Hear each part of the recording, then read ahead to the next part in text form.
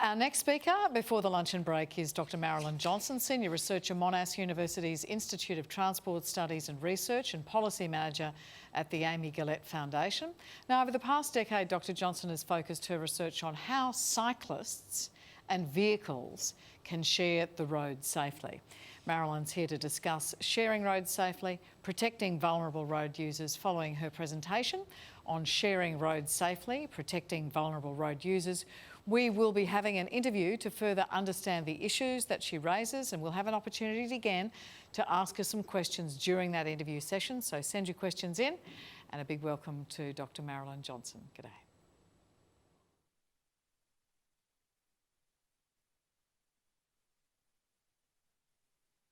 Thanks, Ellen, and good morning, everyone. I hope you can all hear me now. Thanks for that introduction. I am going to talk about sharing roads safely, which is the vulnerable road user awareness training that's delivered by the Amy Gillett Foundation for drivers of heavy vehicles. And just to start out, for anyone who may not be familiar with the Amy Gillett Foundation, it was formed by us. Excuse me, I'm just going to try and move my slides there. Okay. There we go.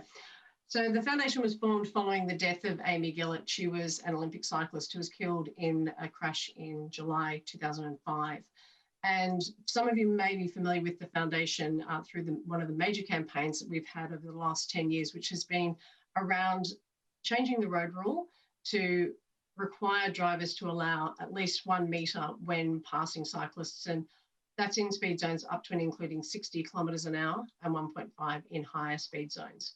But that's just one of the programs that the foundation does. There's a lot of other work that goes into cycling safety work, and a key project is the one that I'm talking to you about today, which is sharing roads safely.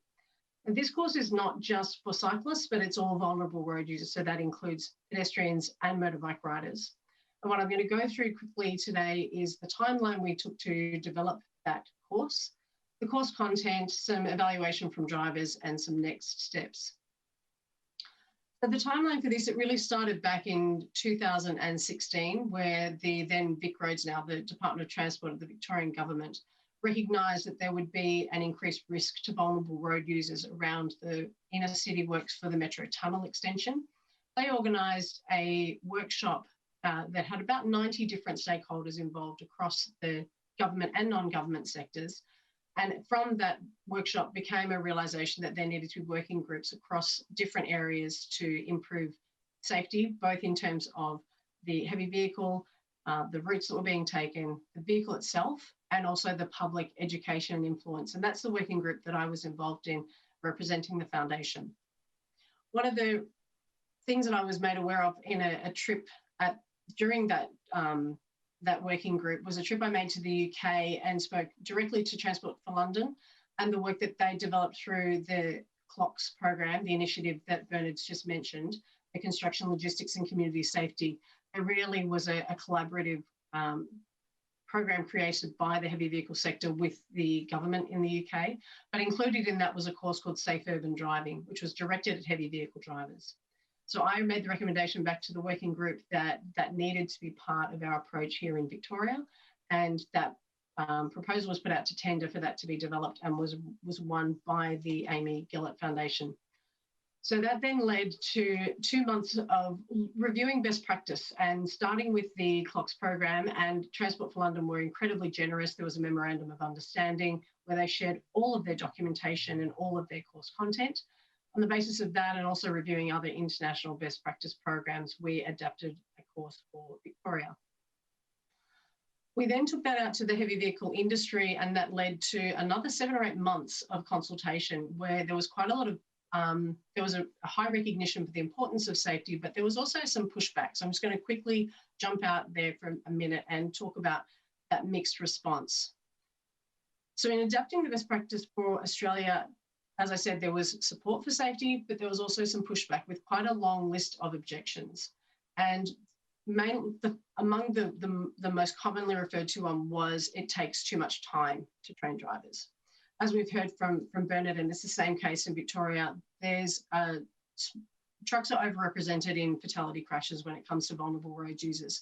So the recognition from the Victorian government with Metro Tunnel was that Even though it might take a bit of time, this was an important skill for drivers to be upgraded on. Another objection from industry was that overseas is not Australia. We can't just take what works internationally and slap it into Australia and say that's going to work. We have some different situations here in terms of trams, dog trailers. In Melbourne, there's a lot of hook turns. Motorbikes can filter. There was a long list of things that made us different. But there was also the suggestion from industry that we need new content. We need the drivers or the people who've been involved in crashes to tell the story to the drivers who are coming along to the education courses. There's a component of the course, both in the UK and what we run in Melbourne, that is on-road, where drivers do ride bikes. And there was a lot of pushback back from industry on that it would be too risky for drivers to be on the road. And a lot of detailed discussion around, well, who would pay and who was insured and how did all that work if a driver was involved in a crash. But probably the biggest pushback we had was around industry representatives' view of their drivers. And there was a really strong, the way they were represented was that drivers had very low literacy, that they can't read, they have poor comprehension, they wouldn't have access to a computer, or they can't navigate online training. And again, going back to that third part about on-road, that the drivers are too fat, they're too unfit, and they can't ride a bike. So not a particularly glowing view of the drivers from the heavy vehicle representatives. And one quote that stuck with me from that whole consultation process was this one, that this particular man was saying that truck drivers smoke a packet of cigarettes and eat about 25 meat pies a day. If they have to get on a bike, they'll have a heart attack and die. So, as I said, not a glowing review, but it really then led us to thinking about, okay, how could we accommodate some drivers who may have had some health issues? And so we do include electric bikes as an option. So going back to the timeline, that then led us to September 2018, where we ran a pilot, and it turned out that the drivers who turned up were quite fit, very capable of being able to use their mobile phones and navigate the online training, and quite happy to get onto a bike. And since February 2019, the Amy Gillett Foundation has been delivering the full Sharing Road Safely course. There was a delay with some of the face-to-face modules during COVID last year, but it's back and operating now. So just to go into the course itself, Sharing Road Safely is based on the Safe System approach, and I'm not going to go into that because Bernard's already done that. But the principles there are very much part of the approach and have informed the course. The most important one in the way we framed this is to say that we all make mistakes and that those mistakes shouldn't cost people our lives. Drivers can come in quite resistant to the course, so we have them, we very much make this statement up front that this is about recognising that everybody will make a mistake at some point on the road, but that shouldn't lead to a death or injury. 3 parts to the course. Module 1 is online. It takes about 25 minutes, and it's generally an introduction to some key scenarios and includes some quizzes. Module 2, they come into a face-to-face facilitated workshop, and it goes, both modules go through those training objectives about talking about why the roads are changing, vulnerable road user perspectives, some key scenarios about sharing the roads and vehicle equipment.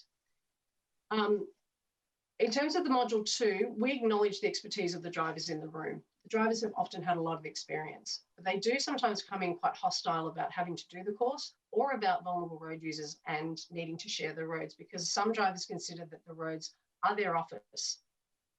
So we start out with an icebreaker where we get them to vent and we get them to tell us everything that they really dislike about sharing the roads. And that kind of can escalate and it can get quite vocal. So we bring the temperature down in the room and we redirect their focus back by using a video. And this again was a recommendation from the industry and it's working quite well. In that video, we have a driver who was involved in a fatality crash and his supervisor talk about that experience that he had. He was involved in a fatality crash with a motorbike rider and the long-term impacts on him and his family. We then have more facilitated discussions and that can tend to get a bit more escalated again. And so we return their focus back to the reason why we're in the room with another video that we had made with Gary, and he's a man whose cousin was killed. His cousin was riding his bike and he was killed in a crash with a slow speed left-turning truck. And then module 2 ends with a discussion about of the safety vehicle, the safety equipment that's protective for vulnerable road users, everything from side under and protection, rear-mounted cameras, and signs. And then the final module is module 3, which is where we send the bike riders out on the road and they have the experience of being on the bike. It's a supported ride. It's along a designated route that's been risk assessed, and they have a trainer, a coach at the front, in the middle, and at the back. And we have a cap on those rides. So the course in any one course is 15 drivers, so that we can have those safety measures on the road. So far, we've delivered module 2 over 1,000 times, module 1 over 1,000 times, module 2 over 200, and we're almost at 100 for module 3. And we've developed that across a wide range of different heavy vehicle operators in Victoria. And the evaluation is really positive back from the drivers. They find the training useful, they have a better understanding of issues, and they're more aware of their responsibilities. And the most common comment that we get back from drivers is this one, is, can I buy the bike? They actually really enjoy the ride session, and often the comment is that they feel it's too short and they'd like to continue that. So some of them do tell us that they plan to ride after the course as well. Our next steps is that we do have some funding from the federal government to deliver some demonstration projects in other states in Australia, being Perth, Sydney and Brisbane. We also have funding from another source at the ACT government to deliver it in Canberra. We were to have started that last year, but obviously with COVID, there were restrictions, so we're starting that planning up again now. And there's also opportunity there for customised delivery for companies that want to do it in routes around their facilities. So just a quick note there for our partners and suppliers, this takes quite a lot of people to get up and running each time we do it, particularly module 3, and acknowledgements to the funders who've supported the development and the delivery of this course. So I think I'm just about over time, so I might end it there. Thank you. Thanks, Marilyn. If you want to stand by for some questions, we'd love to pose some to you. Fantastic program. I love that you start by letting the drivers vent. I think that's terrific. I love cyclists, but I think having done Talkback Radio, anytime you open it up, you get a very polarised view from pro and anti-cyclists, and to actually let people say that out loud and then give them the experience of what the other person feels like on the road, or what it feels like to be the other person, it seems very, very powerful to me. What do cyclists need other road users to understand? That's a really big question. Probably the biggest thing cyclists do need is for them to recognise just how vulnerable you can be on a bike. So that space is incredibly important. So making sure that people give cyclists at least a metre.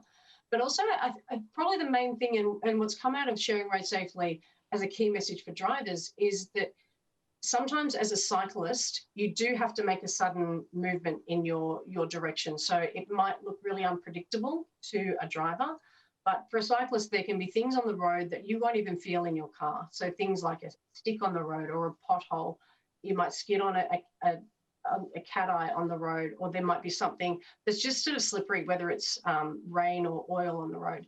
So the drivers may think you're going to ride straight, but suddenly you have to veer around that obstacle or that hazard. So just giving them space is important, and understanding that change might need to happen quickly.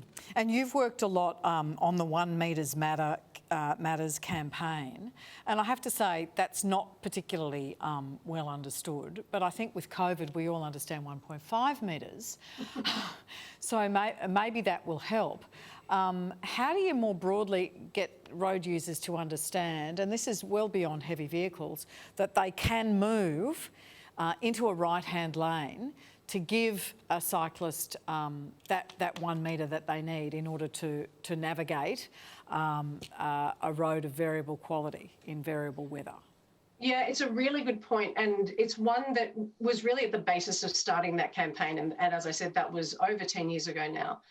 And it's the recognition that on the road we are often squeezed for space. So to fit everybody in means that we do need to maybe move out of a lane, or definitely move across to give someone more room. And it sort of came about because we recognised at the Amy Gillett Foundation that it was going to be a long time until we had separated cycling infrastructure everywhere, although of course that is ultimately the goal for a safe cycling environment.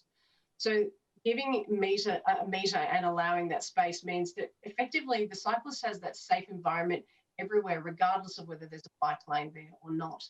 And for drivers, yeah, it really is about giving cyclists enough space, whether there's a bike lane on the road or not, particularly when a cyclist is travelling past car doors, because if a car door suddenly opens, the cyclist will need some space to get away from that door zone, particularly if the person opening the door hasn't realised the cyclist is there. But for drivers, it's about moving into the next lane, or it's about giving more space in a wide lane so that cyclists can have that space to be safe. And talk to me about the rationale behind the hands-on training, because, you know, this is a big problem to solve. In all those statistics and all those other slides we've seen, there's a substantial statistic representation in the fatalities and the major injuries for cyclists. Certainly getting heavy vehicle users onto bicycles, but that's going to take a long time to get across a whole generation of drivers of heavy vehicles, not to say light vehicles as well. Do you think that is actually necessary, to walk in somebody's shoes or put your foot in their pedals in order to get that across? Absolutely, yes, definitely. And that's something that it's not just the experience we're having here in Melbourne, because obviously we're at the very early stages of it here compared to internationally. But in the UK, they've delivered their safe urban driving course over 100,000 times. Oof. And they have very much seen a decrease in the rate of involvement of drivers in crashes that involve vulnerable road users.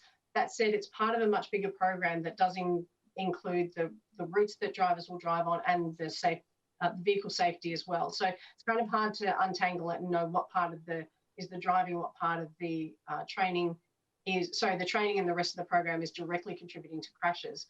But their experience, and we're seeing it here, is that while certainly the in-class component does help to shift views, particularly the videos that the industry was so keen for us to make, they're having an impact. Nothing's quite as transformative as the drivers being on the bike and being on the road. And that's something that we see, because after they have the ride and they come back to the classroom, we do have a debrief session. So we'll feed them. It's lunchtime, but we feed them, and over lunch we have a discussion. And in the beginning of the day, we see that it's a half day that they're there for it. But in the morning, they come in quite hostile. The tone is quite aggressive. We actually often wait until someone swears in the room when they're venting, because that often gets to the point where they've sort of got to the edge of their frustration. But when they come back from that ride, they're really quite changed. And we have a different conversation where it's about what they've experienced as a cyclist. Didn't that driver know that they should have given them a meter? That truck shouldn't have stopped there, or they shouldn't have overtaken at that point. So we don't see that change and that real deep understanding until they've had that lived experience. So yeah, I'd definitely say it's essential. And inevitably, if we go back to the talkback analogy, there'll be people throwing a boot at their screen saying, well, what about the cyclists? Why would you imagine they have any greater understanding than other road users? And we've just heard Bernard talk about the fact that road users' understanding of what a driver can or cannot do, what they can and cannot see, is really very limited. And if you're vulnerable, do you have a responsibility to have a greater understanding of how to behave around heavy vehicles? Yeah, I absolutely agree. And that's something that the Amy Gillett Foundation is working on as well.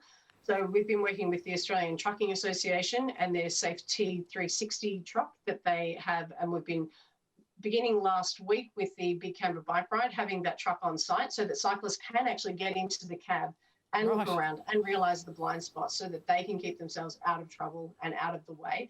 And absolutely,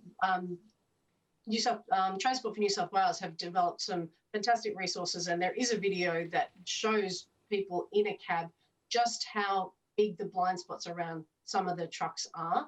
So definitely the cyclists do need to be aware of that around heavy vehicles. But there's also, I agree with you, it's much broader than that. And certainly work that I've been doing at Monash and looking at the way that we train people how to drive, we don't do a very good job in Australia of teaching drivers about sharing the roads with other road users. And it goes both ways to both groups we're talking about now. We don't teach novice drivers about safe behaviour around trucks. And often our truck drivers in the course will say to us how frustrating it is for them when they have P-plate drivers or even experienced drivers pulling in front of them into the zone that they've left clear for safe braking. And equally, we don't teach novice drivers about sharing the roads with cyclists. And there's a lot more work that needs to be done, because the moment that car handling and being safe on the road to protect the people inside the car is a heavy focus. But the potential for risk to others when you're in that car, particularly vulnerable road users, is something that we just expect drivers to work out on their own. And that's really unfair to the drivers, and it's something we need to change through the driver licensing process. So I've got exactly 20 seconds. If I give you 20 seconds, if someone wants to put their drivers through the course, what do they do? Just 20 seconds? They go to the Amy Gillett Foundation and the links are all there. So amygillett.org.au. Terrific. Thanks so very much for joining us, Dr. Johnson. Great to see you. Thanks, Alan.